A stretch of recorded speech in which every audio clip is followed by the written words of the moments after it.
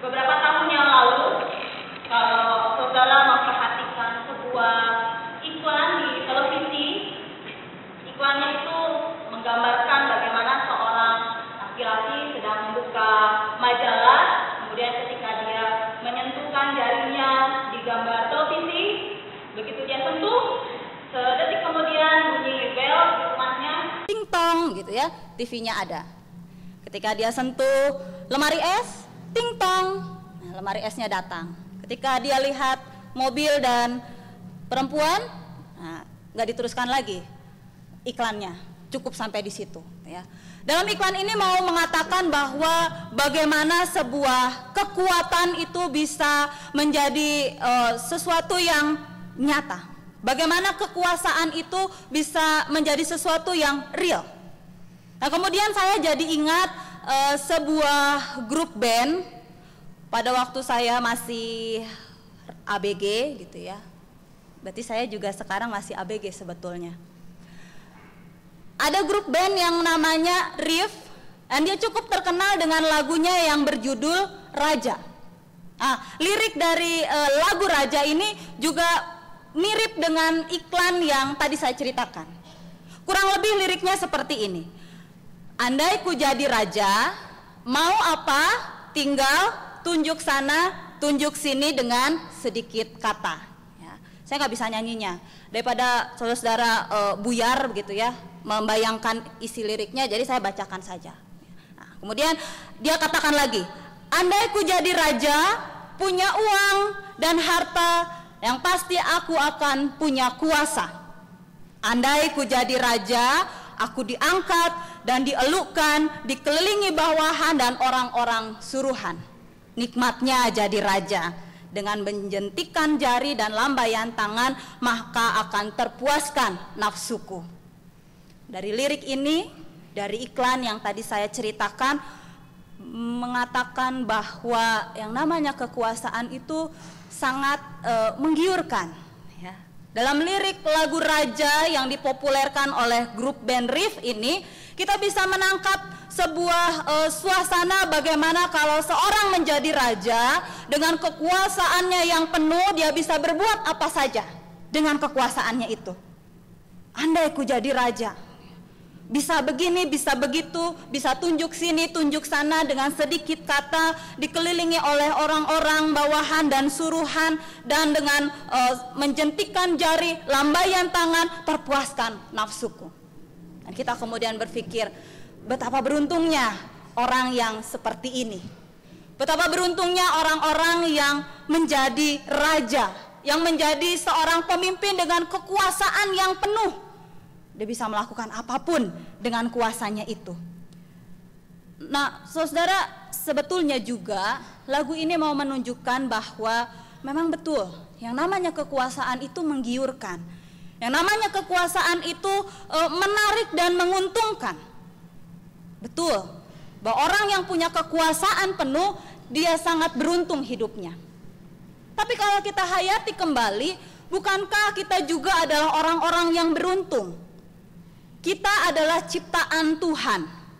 Sejak awal penciptaan, Tuhan mengatakan di dalam Kejadian 1 ayat 28, Allah memberkati mereka, manusia, lalu Allah berfirman kepada mereka, beranak cuculah dan bertambah banyak, penuhilah bumi dan taklukkanlah itu, berkuasalah atas ikan-ikan di laut dan burung-burung di udara dan atas segala binatang yang merayap di bumi. Sebetulnya saudara, sejak awal penciptaan manusia, sejak saya dan saudara diciptakan, kuasa itu sudah diberikan. Dan kita jadi orang yang beruntung itu. Kita adalah orang-orang yang dianugerahi. Kita adalah orang-orang yang diberikan dengan cuma-cuma kuasa oleh Tuhan, oleh Allah yang Maha Kuasa. Berkuasalah atas ikan-ikan di laut dan burung-burung di udara dan atas segala binatang yang merayap di bumi. Salah satu keistimewaan manusia adalah hal ini, kuasa. Tidak ada ciptaan lain selain manusia yang Allah berikan kuasa selain manusia. Nah, kita adalah orang-orang yang beruntung itu. Kita diberikan kuasa itu, kita punya kuasa itu.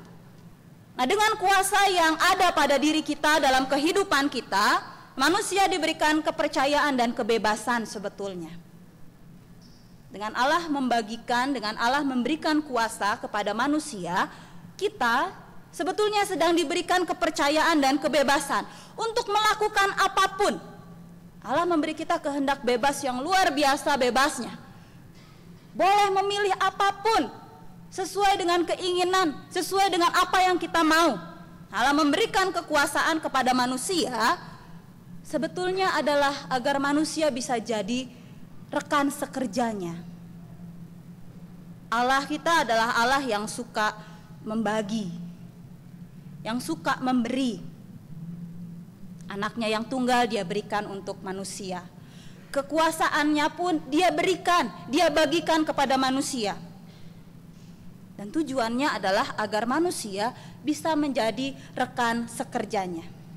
Harapannya dengan kuasa yang Tuhan berikan kepada manusia, manusia mampu untuk membebaskan dan menyelamatkan sesamanya. Sama seperti yang Allah sudah lakukan dalam kehidupan umatnya, dalam kehidupan saya, dalam kehidupan saudara sekalian. Yesaya menyerukan bagaimana dengan kuasanya, kuasa Allah, Allah membebaskan dan menyelamatkan. Yesaya berseru, maka ia menjadi juru selamat mereka dalam segala kesesakan mereka. Bukan seorang duta atau utusan, melainkan ia sendirilah yang menyelamatkan mereka. Dialah yang menebus mereka dalam kasih-Nya dan belas kasihan-Nya. Ia mengangkat dan menggendong mereka selama zaman dahulu kala. Jadi saudara, memang kalau kita hayati dan kita pikirkan dengan sungguh-sungguh, kita ini adalah orang-orang yang beruntung. Kita diberikan kepercayaan, kita diberikan kebebasan, kita diberikan kuasa yang sangat besar oleh Allah Bapa. Seseorang yang memahami dan mengerti tujuan Allah memberikan kuasa kepadanya, dia akan memakai kuasa tersebut dengan bertanggung jawab. Kalau orang mengerti, orang paham, orang tahu tujuan kenapa dia diberikan kuasa oleh Allah, maka dia akan memakai kuasanya tersebut dengan penuh kasih dan tidak untuk memuaskan keinginan pribadinya. Sebagai rekan sekerja Allah, dia pasti akan berusaha mewujudkan damai sejahtera dan menolong siapapun sebaik Tuhan sudah menolong dan memberkati dirinya. Dan saya rasa saudara, kalau setiap pribadi, setiap pemimpin menghayati hal ini, bertanggung jawab dengan kuasa yang ada dalam dirinya, saya membayangkan bahwa tidak ada lagi orang yang terpinggirkan. Kalau orang memahami, dia menyadari dan dengan rasa tanggung jawab yang besar memakai kuasanya itu untuk kebaikan orang lain, maka tidak ada lagi orang yang menderita. Tidak ada lagi orang yang memuaskan keinginan pribadinya. Tidak ada lagi orang yang terpinggirkan, terabaikan, karena dia memakai kuasanya itu untuk membebaskan dan menyelamatkan sesamanya. Tapi pertanyaannya adalah, memakai kekuasaan dengan bertanggung jawab untuk membebaskan dan menyelamatkan sesama, apakah itu hal mudah atau hal yang sulit? Bertanggung jawab terhadap kuasa yang ada dalam kehidupan kita, apakah itu hal yang berat atau ringan? Kita bisa saja mengatakan hal itu adalah hal yang berat, hal yang sulit. Tetapi lihat, bukankah kita temukan banyak pemimpin yang bekerja dengan kesadaran yang demikian? Buktinya ada juga orang yang kita temukan, dia memakai kekuasaannya, dia memakai jabatannya bukan untuk kepentingan dirinya sendiri. Ada juga pemimpin pribadi yang memakai kekuasaannya, jabatannya untuk memperbaiki yang salah, untuk menolong yang membutuhkan, memperhatikan yang terpinggirkan, menegakkan kebenaran dan keadilan. Sekarang banyak sekali tokoh-tokoh yang muncul, yang selalu bisa kita lihat apa yang dia kerjakan di media massa. Ada banyak orang-orang yang membuktikan bahwa dia memang bekerja, dia memang melayani untuk kepentingan orang banyak. Bukan untuk pencitraan, bukan untuk kepentingan pribadi, bukan untuk melindungi kekuasaan yang ada pada dirinya yang sudah dia dapatkan, jabatan yang ada dalam dirinya. Ada juga orang-orang yang demikian. Nah, orang-orang yang seperti ini, tokoh-tokoh seperti inilah yang patut kita teladani. Kekuasaan yang Tuhan anugerahkan dipakai dengan baik dan bertanggung jawab. Jadi saudara, kalau nanti suatu saat saudara diberikan kesempatan dan kepercayaan untuk menjadi seorang pemimpin, diberikan kepercayaan dan kesempatan untuk mempunyai tanggung jawab dan kekuasaan yang besar, pakailah itu dengan sebuah kesadaran bahwa saya harus bisa menjadi rekan sekerjanya Allah. Pakailah kekuasaan itu dengan bertanggung jawab. Kalau saudara nanti dipercaya untuk menjadi seorang pemimpin dengan kekuasaannya yang besar, dengan jabatan yang menguntungkan, pakailah itu secara bertanggung jawab. Pakailah kekuasaan itu untuk membebaskan, menyelamatkan sesama yang tertindas dan menderita. Tapi sayangnya saudara, tidak sedikit pula kita menjumpai pribadi-pribadi atau pemimpin yang memakai kekuasaan itu dengan semena-mena. Tidak sedikit juga kita melihat bagaimana seorang pemimpin dengan kekuasaannya itu dia pakai untuk memperkaya dirinya. Mumpung saya masih jadi ketua, mumpung saya masih diberikan kesempatan sebagai pemimpin, mumpung saya punya kekuasaan yang besar, saya pakai itu untuk memperkaya diri. Tidak sedikit kita menemukan pribadi-pribadi yang demikian. Tidak sedikit juga kita melihat pemimpin yang menggunakan kekuasaannya untuk mengabaikan nilai-nilai kemanusiaan, menindas yang lemah, dan membiarkan dirinya dikuasai oleh ketakutan. Jangan sampai jabatan yang sudah saya dapatkan dengan susah payah ini direbut oleh orang lain. Jangan sampai pekerjaan saya yang sudah baik ini dengan penghasilan yang besar ini jatuh ke tangan orang lain. Jangan sampai orang lain seperti saya tidak mau. Tidak sedikit juga saudara, kita menemukan pribadi-pribadi yang demikian.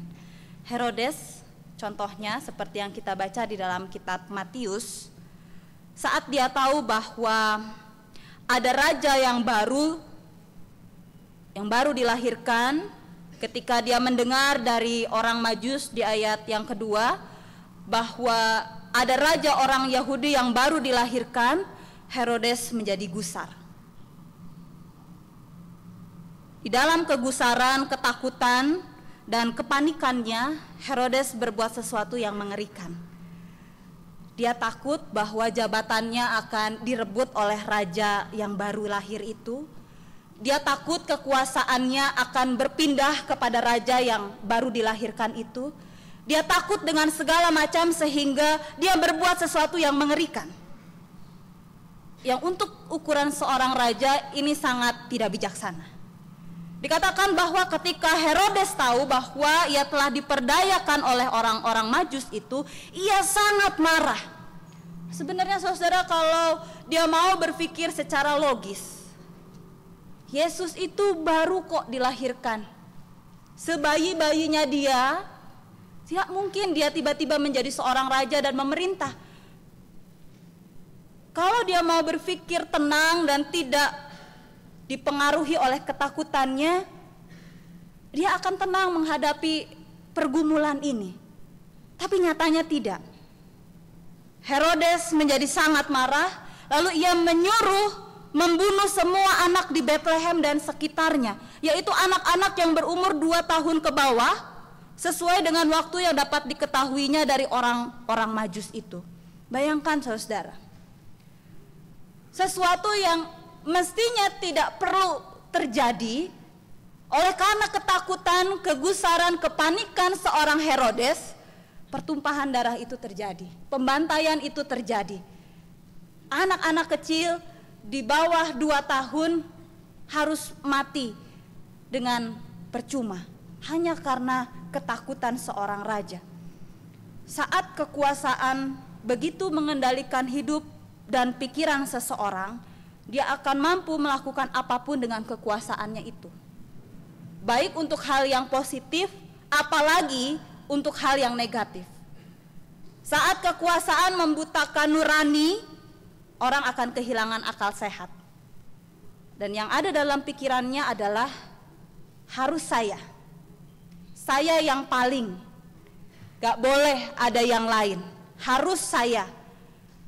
Yang lain itu saingan, yang lain itu membahayakan, yang lain itu menjadi pengganjal untuk saya. Nah, inilah yang terjadi. Herodes mampu melakukan sesuatu yang mengerikan hanya karena dia takut tersaingi oleh raja yang baru dilahirkan, yaitu Yesus Kristus. Nah, saudara, memang kekuasaan itu menggiurkan. Memang yang namanya kekuasaan itu sangat menggoda, dan Tuhan sebetulnya memberikan itu kepada kita.